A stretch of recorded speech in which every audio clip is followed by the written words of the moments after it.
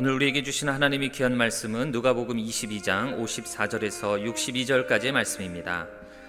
예수를 잡아 끌고 대제사장이 집으로 들어갈새 베드로가 멀찍이 따라가니라.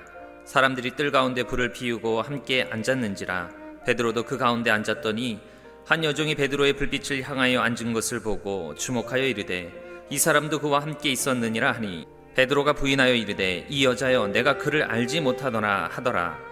조금 후에 다른 사람이 보고 이르되 너도 그 도당이라 하거늘 베드로가 이르되 이 사람아 나는 아니로라 하더라. 1시간쯤 있다가 또 한 사람이 장담하여 이르되 이는 갈릴리 사람이니 참으로 그와 함께 있었느니라. 베드로가 이르되 이 사람아 나는 내가 하는 말을 알지 못하노라고 아직 말하고 있을 때에 닭이 곧 울더라. 주님께서 돌이켜 베드로를 보시니 베드로가 주의 말씀 곧 오늘 닭 울기 전에 내가 3번 나를 부인하리라 하심이 생각나서 밖에 나가서 심히 통곡하니라. 우리에게 주시는 하나님의 귀한 말씀입니다.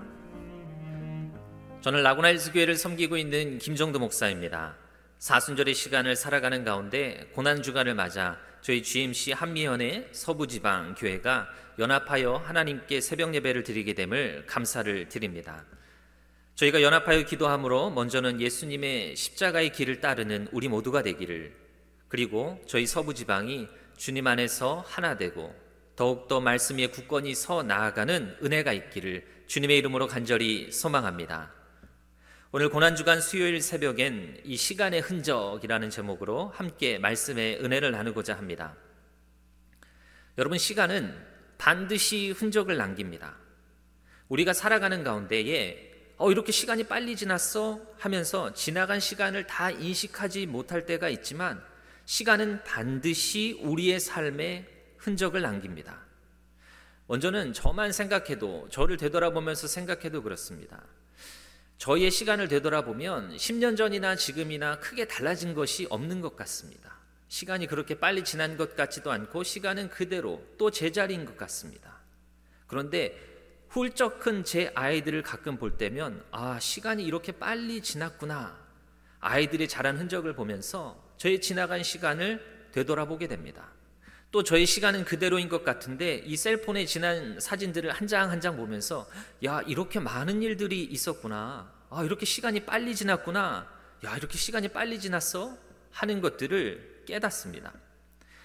여러분, 이처럼 우리가 지나간 시간을 다 인식하지 못할 때 있습니다. 하지만 시간은 우리의 삶에 반드시 그 흔적을 남깁니다. 지금 우리가 살아가고 있는 이 시간도 우리의 삶의 흔적으로 새겨지고 있는 것입니다. 예수님의 시간 가운데도 많은 흔적들이 남아 있었습니다. 예수님께서 많은 사람들을 만나신 흔적이 남아 있었고요. 예수님께서 많은 사람들을 가르치신 흔적이 남아 있고요. 예수님께서 많은 사람들을 고쳐주신 흔적이 남아 있습니다. 이런 예수님의 많은 시간의 흔적들 가운데 우리를 위해 십자가에서 고난당하신 그 흔적을 기억하는 것이 바로 사순절입니다. 그리고 십자가에서의 죽음을 마다하지 않으시고 그 십자가로 한 걸음 한 걸음 걸어 나아가신 그 흔적을 기억하는 것이 바로 고난주간입니다. 오늘 본문의 말씀은 예수님께서 십자가의 고난과 죽음에 한 걸음 한 걸음 가까워지는 때에 베드로의 삶에 새겨져 있는 그 흔적에 대한 말씀입니다. 예수님께서 제자들에게 말씀하고 계실 때에 예수님을 잡으려는 무리들이 유다를 앞세워서 예수님을 찾아왔습니다. 예수님은 그 무리들에게 붙잡히셨고 대제사장의 집으로 끌려가셨습니다. 그때 베드로의 시간엔 어떤 흔적이 남아 있습니까? 오늘 말씀의 54절에서 55절까지 말씀을 보면 예수를 잡아 끌고 대제사장의 집으로 들어갈새 베드로가 멀찍이 따라가니라. 사람들이 뜰 가운데 불을 피우고 함께 앉았는지라. 베드로도 그 가운데 앉았더니, 이렇게 기록을 합니다. 예수님이 붙잡히셔서 대제사장의 집에 들어갔는데 베드로는 멀찍이 떨어져서 예수님을 따라가고 있었다는 것입니다. 그리고 뜰 가운데 불을 피우고 있었는데 그 주변에 앉아 불을 쬐면서 이 일은 나와 상관없는 일이야 라고 말하듯이 그렇게 보여주고 있는 것입니다. 예수님과 거리를 두고 있었다라는 거예요. 예수님과 적당한 거리를 두고 따라가면서 이 정도면 괜찮겠다, 이 정도면 안전하다 하는 그 적당한 거리, 나를 안심시키고 나를 안전하게 하는 그 적당한 거리를 두고 예수님을 따라가고 있었다는 것입니다. 그런데 여러분, 어떻게 고백했던 베드로입니까? 누가복음 22장 33절의 말씀을 보면 그가 말하되 주여 내가 주와 함께 오게도 죽는 데에도 가기를 각오하였나이다. 내가 주님 곁에 있겠습니다. 내가 어떤 상황에도 주님을 떠나지 않겠습니다. 내가 그 곁을 꼭 지키겠습니다. 이렇게 말했던 베드로입니다. 그런데 베드로의 한 말이 그의 삶의 흔적으로 새겨진 것이 아니라 예수님과 적당한 거리를 두고 있는 모습이, 이 정도면 괜찮겠다라고 하며 따라가고 있는 그 모습이 베드로의 삶의 흔적으로 남아 있는 것입니다. 그곳에서 사람들이 베드로를 알아봅니다. 그러면서 저 사람도 예수님과 함께 있었다라고 말합니다. 처음에는 여종이 알아보고, 그리고 또 다른 사람이 알아보고, 1시간쯤 있다가 세 번째 다른 사람이 또 베드로를 알아봅니다. 베드로는 그들의 말에 나는 예수님을 절대 알지 못합니다. 나는 장담하면서 말하는데 나는 그가 누구인지도 모릅니다. 라고 예수님을 3번이나 강하게 부인하고 있었습니다. 그런데 예수님께 어떻게 고백했던 베드로입니까? 마가복음 14장 31절의 말씀을 보면 베드로가 힘있게 말하되 내가 주와 함께 죽을지언정 주를 부인하지 않겠나이다. 주님, 내가 죽으면 죽었지 내가 절대 주님을 모른다고 하지 않겠습니다. 이렇게 말했던 베드로입니다. 그런데 여러분, 베드로의 한 말이 그의 삶의 흔적으로 새겨진 것이 아니라 나는 절대 예수님을 모릅니다 라고 부인하는 그 모습이 베드로의 삶의 흔적으로 남아있는 것입니다. 그렇게 부인하고 있는데 주님께서 돌이켜서 베드로를 보셨습니다. 예수님과 베드로가 눈이 마주쳤을 때에 베드로는 예수님의 말씀이 떠올랐습니다. 61절과 62절의 말씀을 보면 이렇게 기록합니다. 주님께서 돌이켜 베드로를 보시니 베드로가 주의 말씀 곧 오늘 닭 울기 전에 내가 3번 나를 부인하리라 하심이 생각나서 밖에 나가서 심히 통곡하니라. 베드로가 예수님과 눈이 마주쳤을 때에 예수님의 말씀이 떠올랐습니다. 너는 오늘 닭 울기 전에 내가 나를 3번 부인하리라 하는 그 예수님의 말씀이 떠올랐습니다. 예수님과 베드로가 눈이 마주쳤을 때에 베드로가 예수님의 말씀을 깨닫고 나서 자신의 모습을 되돌아보니 주님과 멀찍이 떨어져서 따라가고 있는 자신의 모습이 깨달아졌습니다. 적당한 거리를 두고 예수님을 따르고 있는 자신의 모습이 떠올랐습니다. 나는 그렇게 하지 않겠습니다라고 큰 소리치며 장담했는데 나는 절대로 주님을 모른다라고 부인하는 그 흔적이 그의 삶에 남아 있었습니다. 말과 행동이 다른, 겉과 속이 다른 자신의 모습을 보면서 베드로는 통곡하면서 울었습니다. 이것이 베드로의 시간에 남겨져 있는 그의 흔적인 것입니다.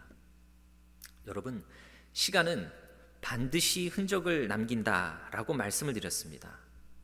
오늘 우리가 이 살아가는 사순절과 이 고난주간의 시간에도 우리가 어떻게 살아가느냐에 따라서 그 삶의 흔적이 다 남게 될 것입니다. 우리가 사순절을 시작하면서 또 고난주간을 시작하면서 여러 각오와 결단들을 하셨을 것입니다. 이번 사순절은 이렇게 살아야지, 이번 고난주간은 이렇게 해야지 하는 각오와 결단들이 다 있었을 겁니다. 그런데 여러분, 우리의 말이 우리의 삶의 흔적으로 남지 않습니다. 우리가 어떻게 살았느냐가 우리의 시간의 흔적으로 새겨지는 것입니다. 내가 주님을 따르는 사순절을 살겠습니다 라고 말하면서 베드로처럼 예수님의 십자가와 적당한 거리를 두고 따라가고 있지는 않은지, 또 내가 주님을 모른다 하지 않겠습니다 라고 말하면서도 베드로처럼 주님을 모른다 하는 사람처럼 살고 있지는 않은지, 이 사순절과 고난주간을 지내는 우리의 삶의 시간을 우리는 반드시 꼭 되돌아보아야 하는 것입니다. 예수님과 베드로의 시선이 마주쳤을 때에 부끄러워서 통곡한 베드로처럼 주님께서 우리의 삶을 바라보실 때에 내가 부끄러워서 어찌할 바 모르는 우리가 되지 않기를 바랍니다. 여러분, 제가 이 말씀을 여러분들에게 드리면서 이 사순절과 고난주간을 살아가는 여러분들의 모습이 이렇게 손바닥 뒤집듯이 바뀌어야 합니다. 확 바뀌어야 합니다. 모든 것이 다 달라져야 합니다. 이렇게 말씀을 드리는 것이 아닙니다. 우리가 특별히 이 고난주간의 시간을 살면서 온전히 십자가 위에 주님을 묵상하고 기억하는 우리의 그 모습이 우리가 살아가는 이 사순절과 고난주간의 시간에 흔적으로 남게 되기를 주님의 이름으로 간절히 소망합니다.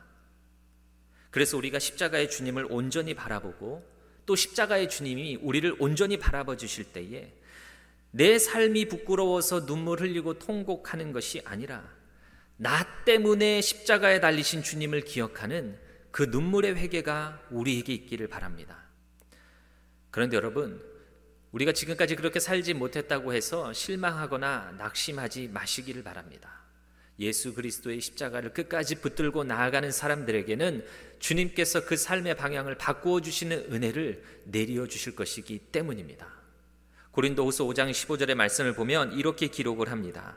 그가 모든 사람을 대신하여 죽으심은 살아있는 자들로 하여금 다시는 그들 자신을 위하여 살지 않고 오직 그들을 대신하여 죽었다가 다시 살아나신 이를 위하여 살게 하려 함이라.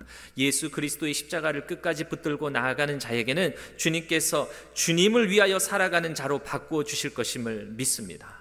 지금까지 살아오면서 내 삶의 시간에 온통 나를 위하여 살아간 삶의 흔적이 남아있다면 주님의 십자가를 끝까지 붙들고 나아가는 자에게 주님을 위하여 살아가는 주님의 십자가의 흔적을 우리의 삶의 시간에 흔적으로 새겨주실 줄 믿습니다. 베드로가 그랬습니다. 여러분, 베드로가 예수님과 적당한 거리를 두고 따라갔고 예수님을 모른다 부인했지만 베드로의 삶은 거기서 끝나지 않았습니다. 주님께서 베드로에게 찾아가 주셨고 그의 삶을 회복시켜 주셨고 그에게 주님께서 사명을 주셔서 주님의 사명을 끝까지 감당하며 마지막에는 베드로의 삶의 마지막에는 예수 그리스도의 십자가를 함께 짊어지는 그 흔적이 베드로에게 남게 된 것입니다. 여러분, 사도 바울도 마찬가지입니다. 사도 바울의 삶의 시간에는 예수를 믿는 사람들을 핍박하는 그 흔적이 그의 삶의 시간에 남아 있었습니다. 그런데 거기서 끝나지 않았습니다. 거기서 그치지 않았습니다. 예수님을 만나게 되고 예수님을 믿게 되니 이제 그의 몸에 남은 흔적은, 남게 되는 흔적은 예수 그리스도의 복음을 전함으로 남게 되는 흔적이 그의 삶 가운데 남게 된 것입니다. 그래서 사도 바울이 갈라디아서 6장 17절에 고백하기를 이후로는 누구든지 나를 괴롭게 하지 말라. 내가 내 몸에 예수의 흔적을 지니고 있노라. 내 몸에 예수 그리스도의 흔적이 있습니다. 복음을 전하는 자의 흔적이 있습니다. 사명자의 흔적이 있습니다. 라고 고백할 수 있게 된 것입니다. 여러분, 예수 그리스도의 십자가를 끝까지 붙들고 나아가면 주님께서 이렇게 주님을 위하여 십자가의 흔적을 남길 수 있는 사람으로 우리를 변화시켜 주실 줄을 믿습니다. 우리가 이 사순절과 고난주간을 다 보내고 부활의 주님과 이 시간을 되돌아볼 때에 온전히 주님의 십자가를 바라보면서 감사하는 모습이 우리의 삶의 흔적으로 남겨지시기를 주님의 이름으로 간절히 축복합니다. 기도하겠습니다.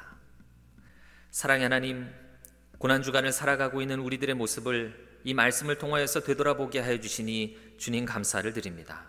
오늘을 살아가는 이 시간이 우리의 삶의 흔적으로 남게 됨을 기억하고 이 우리의 삶에 새겨지는 그 삶의 흔적이 온전히 예수님의 십자가를 기억하고 묵상하는, 그래서 감사하며 살아가는 그 모습이 우리의 삶의 흔적으로 새겨지게 하여 주시옵소서. 사랑이 많으신 우리 주 예수 그리스도의 이름으로 감사하며 간절히 기도합니다. 아멘.